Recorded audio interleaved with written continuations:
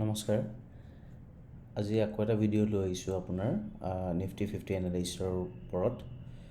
অহাকাইলৈ 5 ডিচেম্বৰত মাৰ্কেটখনে কেনেকুৱা ধৰণৰ ৰিয়েক্ট কৰিব পাৰে।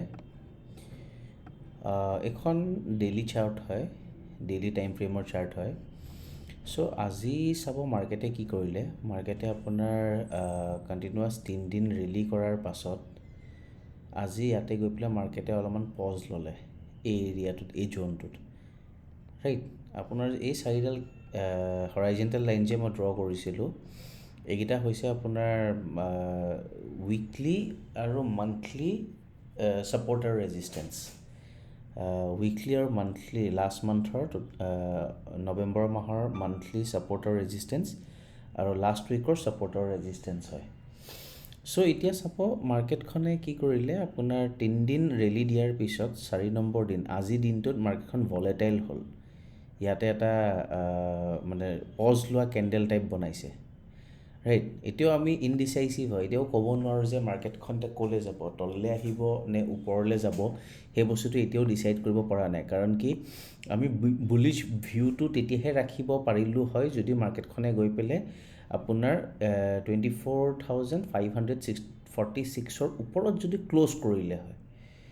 যদি আপোনাৰ ইয়াতে গৈ পেলাই যদি ক্ল'জ কৰিলে হয়, তেতিয়াহ'লে আমি এটা বুলিছ ভিউ ৰাখিব পাৰিলোঁ হয়। কিন্তু আজি মাৰ্কেটখনে কি কৰিলে, আপোনাৰ প্ৰথম সৰু টাইম ফ্ৰেমত যদি আপুনি চায়, 15 মিনিটৰ টাইম ফ্ৰেম হয় এইটো। 15 মিনিটৰ টাইম ফ্ৰেমত যদি আপুনি চায়, ৰাতিপুৱা মাৰ্কেটখন গেপ আপ খোল খালে। ঠিক আছে, গেপ আপ খোল খালে 9:15ত, তাৰপৰা তললৈ আহিলে। তললৈ আহি পেলাই কণ্টিনিউৱাছলি আপোনাৰ ওপৰলৈ গ'ল। ওপৰলৈ গৈ পেলাই যিকেইডাল আপোনাৰ বুলিছ কেণ্ডেল বনালে, এইকেইটা এনেকুৱা লাগিলে যে মাৰ্কেটখন এতিয়া ব্ৰেক কৰিব, ব্ৰেক কৰি ওপৰলৈ যাব। কিন্তু আমি এটা কথা মনত ৰাখিব লাগিব যে সৰু টাইম ফ্ৰেমত ষ্ট্ৰং ৰেজিষ্টেঞ্চডাল বৰ পটককৈ ব্ৰেক কৰিব নোৱাৰে মাৰ্কেটে। কাৰণ কি, আপুনি যদি চাই 15 মিনিটৰ টাইম ফ্ৰেমৰ কেণ্ডেল হয় এইকেইডাল, আৰু এই 15 মিনিটৰ টাইম ফ্ৰেমৰ কেণ্ডেলডালে আপোনাৰ ইমান ডাঙৰ ৰেজিষ্টেঞ্চ এটা ব্ৰেক কৰিব পটককৈ নোৱাৰে, অলপমান দিগদাৰ হয়। কেতিয়াবা কৰি দিয়ে কিন্তু নোৱাৰে, প্ৰায়ে নোৱাৰে। কাৰণ কি, এইটো আপোনাৰ ষ্ট্ৰং ৰেজিষ্টেঞ্চ হয়। ষ্ট্ৰং ৰেজিষ্টেঞ্চ মানে ইয়াত এটা ৰিজেকশ্যন খালে, ইয়াত এটা ৰিজেকশ্যন খালে, ইয়াত এটা খালে, তাৰপিছত আজিও ট্ৰাই কৰিছিল। ৰাইট, আজিও ৰিজেকশ্যন খালে। চ' ইয়াৰ ওপৰত গৈ পেলাই 24,546 লেভেলৰ ওপৰত গৈ যদি ক্ল'জ কৰিলে হয় আজি, তেতিয়া আমি ধুনীয়া এটা বুলিছ কেণ্ডেল ফৰ্ম হোৱা দেখিলোঁহেঁতেন ডেইলি টাইম ফ্ৰেমত। আৰু আমি কালিলৈ মেক চিয়'ৰ কৰিব পাৰিলোঁ যে মাৰ্কেটখনে লাহেকৈ লাহে ওপৰলৈ যাবলৈ ধৰিছে বা ট্ৰেণ্ডটো চেঞ্জ হৈছে। কিন্তু এতিয়া আমি ট্ৰেণ্ডটো চেঞ্জ বুলি ইয়াত ধৰিব নোৱাৰোঁ। কিয় নোৱাৰোঁ? কাৰণ কি, আপুনি চাওক ৰাতিপুৱা ইয়াতে গৈ পেলাই মাৰ্কেটখনে এই ৰেঞ্জটোত অকণমান সময় স্পেণ্ড কৰিলে। আপোনাৰ এই লাইন মানে হৰাইজেণ্টেল লাইনটোৰ ওচৰত আপোনাৰ অকণমান ৰেজিষ্টেঞ্চটোৰ ওচৰত অকণমান সময় স্পেণ্ড কৰিলে। সময় স্পেণ্ড কৰাৰ পিছতে আপোনাৰ মানে মিড টাইমটোত 11:45ত এডাল ষ্ট্ৰং কেণ্ডেল বনি পেলাই তললৈ মাৰ্কেটখন ঠেলি পঠিয়ালে। এডাল কেণ্ডেলে আপোনাৰ এইটো নাই, আপোনাৰ কেণ্ডেল যদি চাই ল' আপোনাৰ 24,366 আৰু হাই হৈছে 24,544। মানে অলম'ষ্ট 200 পইণ্টৰ আপ এণ্ড ডাউন হৈ গ'ল। অলম'ষ্ট 200 পইণ্টৰ আপোনাৰ ডাউনফলত কেণ্ডেলডাল বনাই দিলে জাষ্ট 15 মিনিটছত আপোনাৰ। তাৰপিছত আপুনি চাওক ইয়াতে ভাল কথা কি হ'ল যে এই কেণ্ডেলডাল আহি তললে, কিন্তু আপোনাৰ এইটো কণ্টিনিউ কৰিব নোৱাৰিলে। কণ্টিনিউ কৰিব নোৱাৰি পেলাই লাহে লাহে লাহে লাহে লাহে লাহে আকৌ ৰিকভাৰ কৰিলে। ৰিকভাৰ কৰাৰ পিছতো কিন্তু সি ওপৰলৈ যাব নোৱাৰিলে। আকৌ আপোনাৰ লাষ্টৰ ফালে গৈ পেলাই এই এৰিয়াটোৰ মাজতে ক্ল'জিং দিছে। ৰাইট, চ' এতিয়া চাব আপোনাৰ যোৱা 3 দিন ধৰি পেলাই আপোনাৰ 29ৰ পৰা যদি আপুনি চাই 29 ডিচেম্বৰ, তাৰপিছত 2 ডিচেম্বৰ আৰু 3 ডিচেম্বৰ, 3 দিন মাৰ্কেটে ধুনীয়াকৈ এটা ট্ৰেণ্ড ল'লে। ট্ৰেণ্ড লৈ পেলাই আমি মানিব পাৰোঁ যে এইডোখৰত আপোনাৰ মাৰ্কেটখনে পজ লৈছে। ৰাইট, এইডোখৰত পজ লৈছে। চ' অহাকালিলৈ আপুনি যদি চাই, অহাকালিলৈ মাৰ্কেটখনে হয়তো ইয়াতে আপোনাৰ টাইম স্পেণ্ড কৰিবও পাৰে। এই জোনটো আপোনাৰ 24,350ৰ পৰা 24,546ৰ যিটো জোন হয়, এই জোনটোৰ ভিতৰত অহাকাইলৈ আপোনাৰ টাইম স্পেণ্ড কৰিব পাৰে, হয়তো অহাকাইলৈও কৰিব পাৰে, পৰহিলৈও কৰিব পাৰে, তাৰপিছত আপোনাৰ আকৌ এটা ট্ৰেণ্ড ল'ব পাৰে, বা নহ'লে আপোনাৰ হয়তো কাইলৈ কণ্টিনিউশ্যন এই ট্ৰেণ্ডটো কণ্টিনিউশ্যনো কৰিব পাৰে, ক'ব নোৱাৰি যে সি কাইলৈও আপোনাৰ ট্ৰেণ্ড কণ্টিনিউশ্যন কৰিব পাৰে বা তললৈও ৰিভাৰ্ছ কৰিব পাৰে, ৰাইট। সেইটো আমি তেতিয়াহে গম পাম যেতিয়া আপোনাৰ মানে কাইলৈ যেতিয়া মাৰ্কেটখন ষ্টাৰ্ট হ'ব, আমি প্ৰাইজ একশ্যনটো চাই পেলাইহে আমি বুজি পোৱা যাব যে মাৰ্কেটখনে কি কৰিবলৈ গৈ আছে।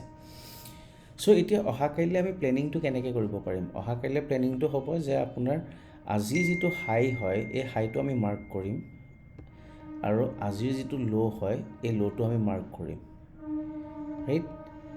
এতিয়া ইয়াতে দুটা কণ্ডিশ্যন হ'ব, কাৰণ কি আপুনি যদি আজিৰ হাই আৰু আজিৰ ল'টোৰ যদি আপুনি কেলকুলেট কৰে অলমষ্ট আপোনাৰ 100 পইণ্ট ওপৰত 100 পইণ্ট তলত, ৰাইট।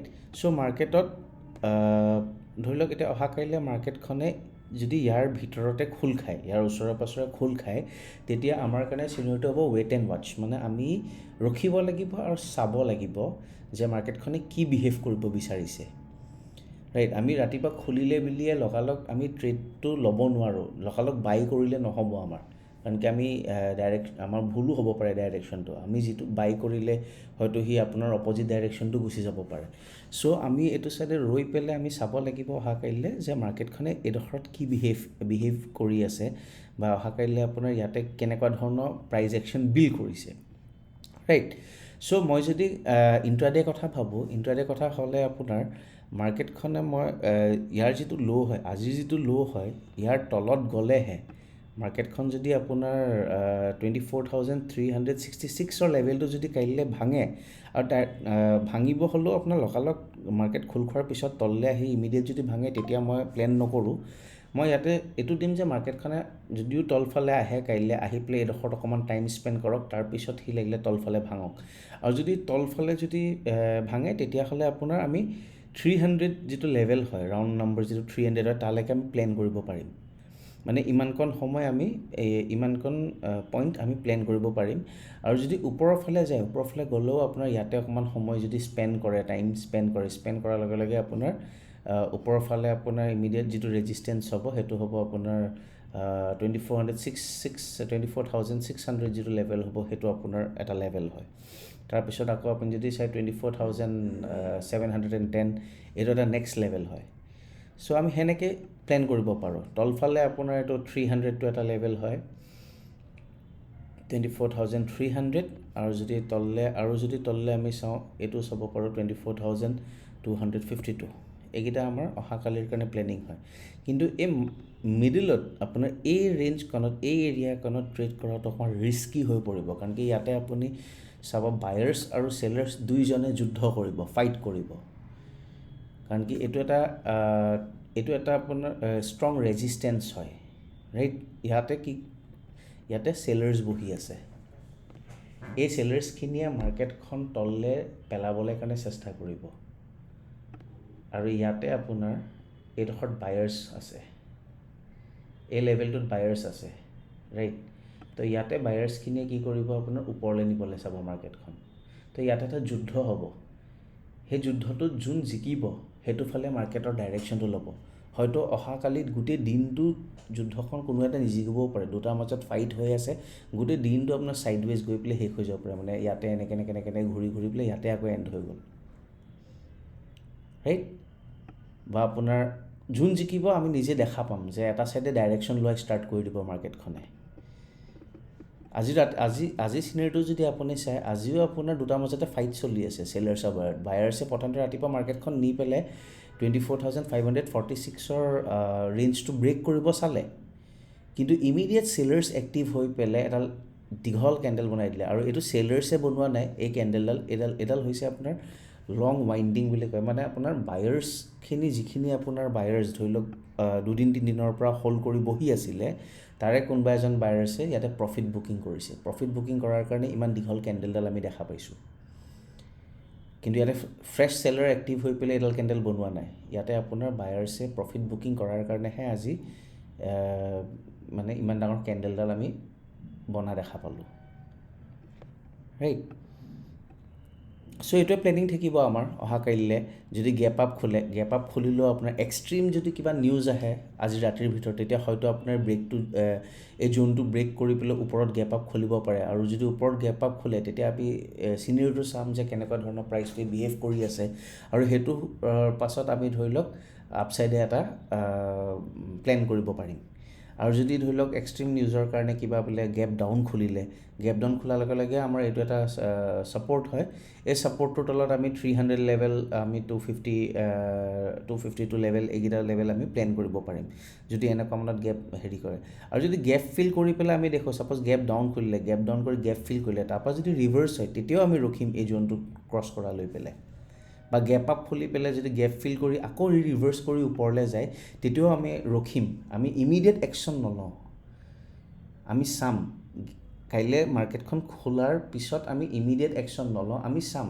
লাগিলে ফাৰ্ষ্ট হাফত ভলেটাইল হৈ পেলাই এটা মুভ মিছেই হৈ যাওক কোনো ডাঙৰ কথা নহয় ৰাইট কিন্তু আমি ভুল হ'ব নালাগে কিন্তু আমি যদি ৰং ডাইৰেকশ্যনত গুচি যাওঁ তেতিয়া আমাৰ লছ হোৱাৰ চান্সেছটো বেছি থাকে যদি আমি মাৰ্কেটখন অবজাৰ্ভ কৰি পেলাই ডাইৰেকশ্যনৰ মতে ট্ৰেড কৰোঁ তেতিয়া আমি কম মানে এটা স্পেচৰ কাৰণে আমি যদি ট্ৰেড কৰোঁ আমি প্ৰফিট হোৱাৰ চান্সেছ বেছি থাকিব আমাৰ ৰাইট চ' ওপৰলৈ গ'লেও আপোনাৰ এই জোনটো ব্ৰেক হ'ব দিব এই জোনটো পাৰ কৰিব দিব পাৰ কৰাৰ পিছত যেতিয়া সি ইয়াতে সময় লৈ পেলাই যেতিয়া ব্ৰেকআউট কৰিব তেতিয়া আমি ট্ৰেড প্লেন কৰিলে ভাল হ'ব আৰু ইয়াতো যদি আহি পেলাই তলফালে যদি আপোনাৰ সময় কটাই পেলাই যদি ব্ৰেকআউট কৰে তেতিয়াও ট্ৰেড এটা প্লেন কৰাটো বেছি ভাল হ'ব কিন্তু এই মাৰ্চখনত যদি আমি সৰু সৰু পইণ্টৰ কাৰণে ট্ৰেড কৰিব যাওঁ তেতিয়া আমি ট্ৰেপ থোৱাৰ চান্স বেছি থাকিব চ' আই হোপ বুজি পালে চাগে কথাখিনি Thank you for watching the video.